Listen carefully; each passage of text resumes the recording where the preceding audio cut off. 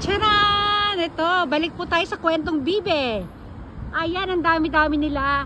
Kung anong ganap meron sila ngayon ay hindi natin alam. Basta magbibilang lang tayo kung ilan sila. Sa aking mga nakikita ay 1, 2, 3. Ala, ano sila? Ang dami, sobrang dami nila. Ayan o. Ang dami nila.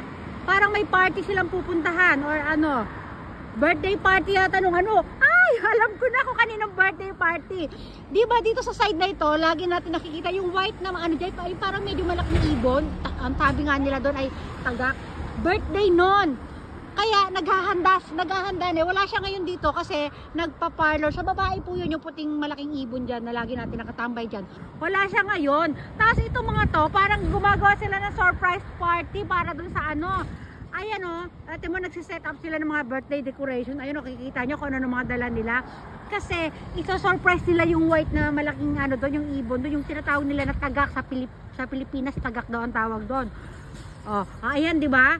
O nag-ano sila, kanya-kanya silang ano doon o, kanya-kanya silang destination kung saan nila ilalagay yung birthday decorations. O, ayan, naghahanap sila ng mga pang ano, pan-design sa paligid. Doon sa area yun, doon nila i-ano yung celebrate yung birthday ng white na ibon. O paano, hanggang dyan na lang muna ha. Basta abangan natin kung anong ano sa party nila.